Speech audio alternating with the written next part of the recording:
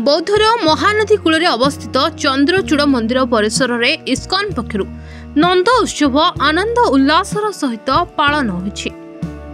तेबे शनिवार बौद्धरे इस्कॉन परिवार पक्षरु प्रभु श्रीकृष्ण जन्म उत्सव अनुष्ठित होइतला।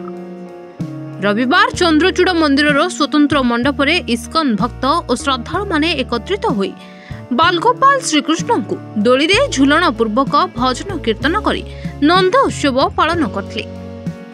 सेहिपरि आजिर तिथिरे आंतर्जातिक स्तर में श्रीकृष्ण तत्वर प्रचार करिथिबा गुरु श्रील प्रभुपादଙ୍କ आविर्भाव तिथि को श्रद्धालु माने आनंद उल्लासर सहित पालन करथिले। एही आध्यात्मिक कार्यक्रम सुंदर प्रकाश अग्रवाल, संजीव अग्रवाल, अजय पंडा, अंतर्जामी प्रभु, पंकज विश्री, मनोज कुमार पात्र, रजत प्रधान, राकेश प्रधान प्रमुखों तत्वावधान में सफल होइतला।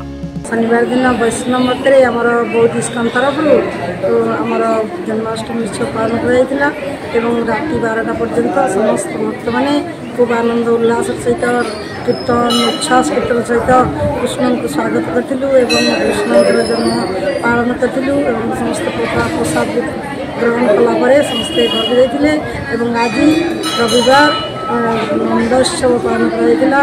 गोपाल को झुलाइला कीर्तन महाउत्सव मैंने गान करते समस्ते आनंद सहित कीर्तन में अंशग्रहण करते आज आमर अंतरराष्ट्रीय कृष्ण भावना संघ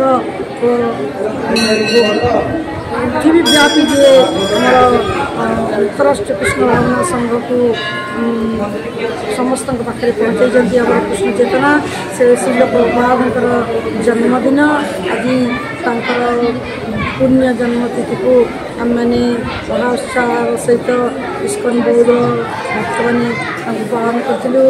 तेरे एभली किसी गुरुत्वपूर्ण खबर देखा चाहती आम चैनल को लाइक, सब्सक्राइब और शेयर करो।